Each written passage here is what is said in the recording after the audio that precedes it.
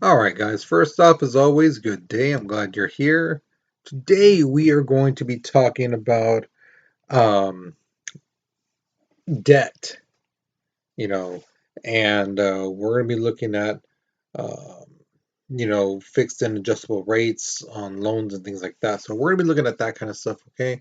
So let's go ahead and jump in. All right, so here's your warm-up picture. The first question asks you to analyze the picture and tell me what's going on here, okay? So as you can see on the kid, there's again, on your device, what you're looking at this on a computer or on a phone. But on the phone, it might be pretty hard to see. But on the kid's shirt, it says K through 12. So that's referring to the grades, kindergarten through 12th grade. And then you should be able to see what the dad's shirt says and what he's saying. Um, so what's going on here? That's the first question. The second one is, what do you think this artist is trying to say about college? Okay, so think about it, write your response, okay, because we're going to be moving on in three, two, one. All right, so we've talked about paying back your debts. Now, here's the thing, there are two major things we are going to look at, okay? Number one is this thing called debt stacking. Okay. What you do is you take all the stuff you owe money to. Okay. You put the one that's going to take you the longest to pay back. So usually like your house payment, your mortgage, your car payment, things like that. And then it might be like credit cards. Okay. So what you're going to do is put the big ones on the bottom, right? And the ones you can pay off, the ones that are closer to pay off on top. The one that's closest to being paid off, put that at the very, very top. Then what you do is like if you see on that chart right there, let's say you owe $220 left. That's it. So then you pay it off. Boom. Okay. Then you go to the next payment. Now instead of being like, oh, I have $220 extra now, I can do what I want with this. No, no, no, no, no. Pay it to the next thing. Okay. Pay it to the next thing, which will then, let's say that, like it says here, the card is $353. So combine that with the $220, now you're paying $573, and that will make that payment go away faster. Now you have $573 extra. Again, do not be like, oh, I'm gonna go and do this. I'm gonna buy this. No, no, no, no. Put it into the next thing you owe money to, whatever it may be. Okay, and that's what you're doing. You're knocking off the credit debt. You're knocking them off. And then you get to your car payment, things like that. So now you're making now a payments of like $1,000 on that, you know. And then you get to the big one, ultimately you get to the last one, which is your mortgage and things like that. And you're still spending the same amount you did at the very beginning, but now you're putting it all into one payment, and that's going to help you, pay that back quick, fast, and in a hurry. Okay, so that's one way to get out of debt stacking.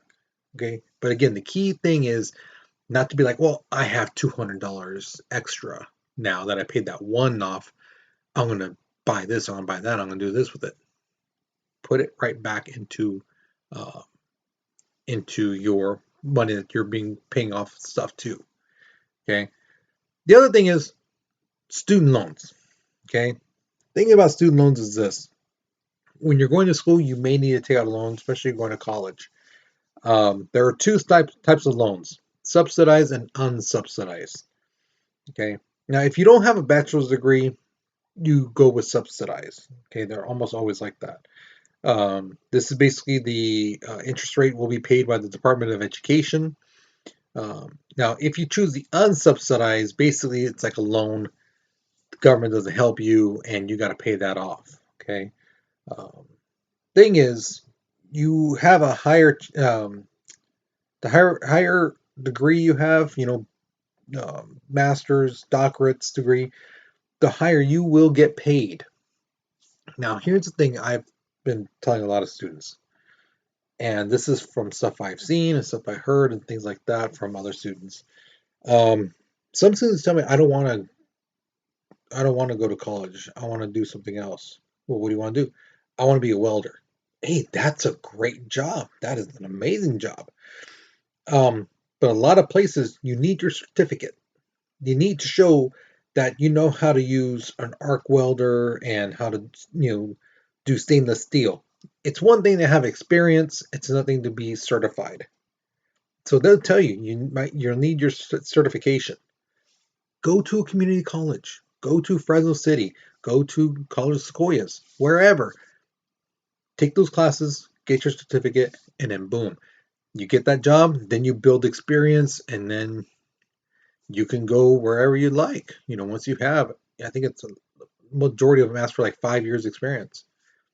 There you go, and then you can do other things. But if you do want a job like a veterinarian, things like that, yeah, you're going to need your degrees. You are.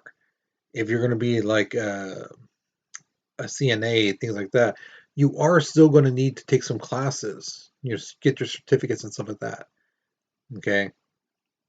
So you are going to need to go to school. And a lot of jobs, they'll tell you, hey, you need to get your certificate, your associates, your bachelor's, master's, things like that. Okay. Now, for your next question, you're actually got to do some math. I know, heaven forbid, I'm having you do some math. This chart shows if you took out a $17,000 loan. The blue line represents if you just paid the minimum payment, which would be $142. Okay, depending on your credit score, you might get something that small, maybe smaller, or something higher. Okay, just saying.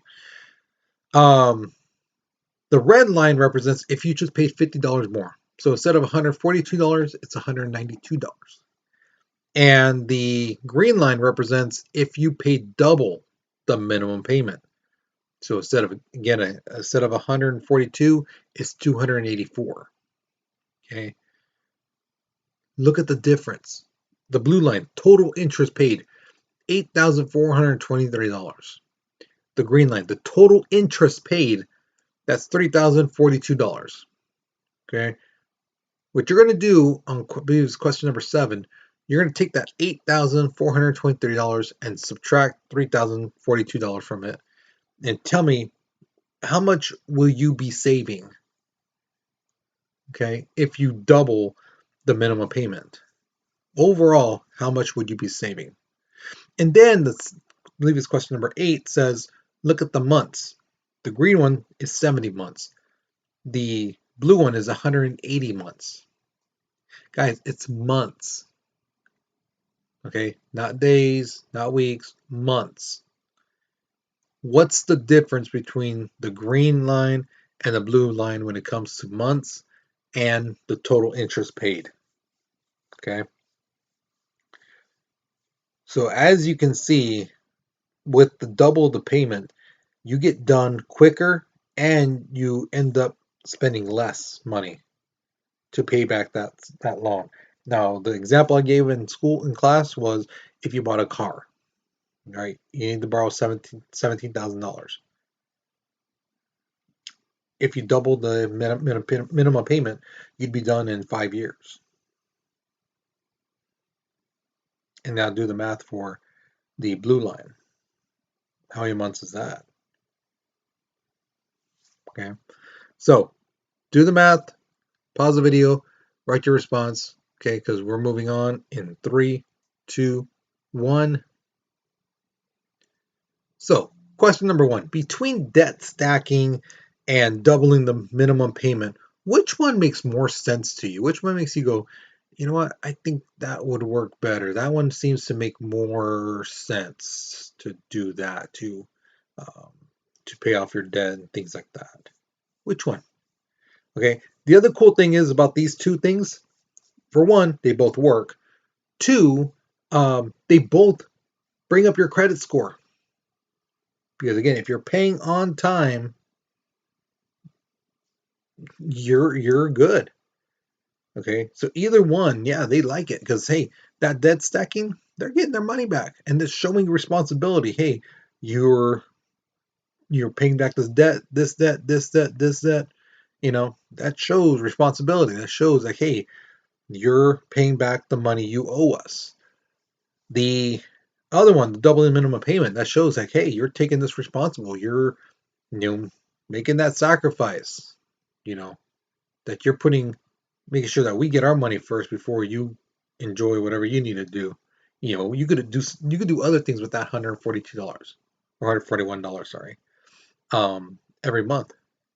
You can do other stuff with that money. You could stop, not pay that double. You can do the minimum payment and gather that $140 and do other things. But no, you're paying us, so they like that. Okay, so pause the video, write your response because we're moving on in 3, 2, 1. All right. So when you get an interest rate, there's two types you can get: fixed and adjustable. Fixed is exactly how it sounds. The interest rate doesn't change for the entire time you pay it back. The adjustable rate, it's just that it adjusts, it moves. Okay. So fixed rate, it's going to stay. Let's say you agree at 10%. It's going to stay 10% for as long as you have um, that loan, that debt you need to pay off. It's going to stay at that same percent. Adjustable, again, depends on who you borrowed money from. They might say it changes every month. They could say every quarter, which is, again, every 3 months. And it goes according to the economy, how the economy is doing. So if the economy is doing well, hey, you might get a low rate. But if the economy is doing bad, that thing might jump up from 2% to 22%. It might jump. Okay. If you plan on paying off the total amount in a short amount of time and it is a low number, again, the adjustable rate is low, I always suggest you get adjustable. If you know, hey, I'm going to pay it off in a month, 2 months, or whatever time they're giving me, I can pay it off. Go with adjustable. Because why pay 10% when you can pay 2? And you know for a fact that you can pay it off, go with it. But if you're like, yeah, I don't think I can pay off this whole car loan in a matter of months, then you should really go with fixed. Okay, so again, little tip: when you're checking out interest rates, things like that, when you're about to take out a loan and they ask you, what do you want, fixed or adjustable? Think to yourself, how long is this going to take me? Is it going to take me a short time or a long time? Short time, again, within a couple months, half a year, things like that, fine, adjustable. Again, if the rate is low and you feel comfortable with that, it is a gamble. It is a gamble with adjustable. Fixed, however, hey, if you're going for a long time, like a house or a car, it's best to go with the fixed. Okay, if you know it's going to take you some time, go with the fixed. Okay, so let's go ahead and move on. All right, so question number 2 says, if you were rich, which type of rate would be best for you to take? When I mean rich, I mean like richy rich. You have like millions. And again, you have to remember, these guys do take out loans. They do take out loans because, again, why spend your own money when you can spend someone else's and get credit? All right. So which one would be best, fixed or adjustable? And then the second one is, if you were living paycheck to paycheck, which rate would be best for you, fixed or adjustable? Okay. So think about it. Write your response. Okay, because we're moving on in 3, 2, 1. The next thing we're going to talk about is APR. You hear about this when on car commercials, things like that. Get an APR of 0.9%, la la la la, right? They say it all the time. Basically, what it is, it's an annual percentage rate. It's a broad measure of the cost of borrowed money than the interest rate. Okay, so if you have good credit, which we talked about in the last video, this is one of the things that helps out. Your credit can get you for anywhere from 10.3 to 12.5. Good credit, 13.5 to 15.5. Average, which a lot of you guys would be when you're starting off, 17.9, 19.99. If you have a bad credit score, this is where it can really hurt you. 28.5 to 32.5. Now, when you go to these car places, they might tell you, oh, yeah, it's 2.6%. You're thinking, well, that's pretty low. The 2.6 APR is, they do that by month. So if you get 2.6 and you times it by 12, that's 31.2%. That's high. Now they say like, oh, 1.9, like a lot of commercials say 1.9 times that by 12, that's 10.8. That's again in the excellent range. But again, you have to look at that small writing. It tells you, yes, you can get a APR, 0.9 APR, you know. Yeah, but again, if you read the fine writing, it tells you in there, you have depends on your credit score. Because if you have a bad credit score, you're not going to get that 0.9. You're going to get more likely a 2.6, 2.4, 2.9. Okay, so you got to pay attention. Okay. All right. So this last question, you guys should be caught up on everything else. If you're watching this video, that means you should have watched um, the money management, the credit lesson. You should have either watched the video or been in class. If you're brand new to this class, then I guess this is the only thing you can answer. But if you've been here for a while, you should be able to know uh, of the three: money management, the credit stuff. What do you feel was the most important thing you've learned about so far? Okay, again, we talked about the money management, the credit, and the credit score, all that good stuff.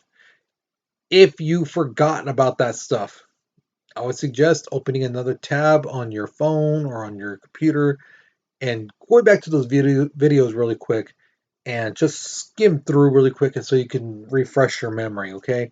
Because this is going to help me when I teach future lessons, future classes, be like, hey, a lot of students said this was the most important thing. Last year, a lot of students said it was the credit one. That's why we really went through credit more, and I told you more stories from students because of that. They felt that that one was the best or the most important one. So you tell me what you believe, and then I'll look at everyone's answers and uh, judge it off that. Okay. Once you are done with this question, you're done with this lesson. Okay. So you guys, hopefully you really took this in, not just this week's, but the credit one and the, you know, um, budget managing one. Because again, guys, this is stuff that you are going to need to know in the future. Okay, and if you think I'm lying, if you think I'm, full of BS, ask your parents, somebody who you older who you trust, somebody in their 20s, 30s, 40s, and ask them, do I need to learn this stuff? And I can guarantee you they will say yes. Okay, so you guys, you take care, you be safe, and I'll see you guys later. Okay.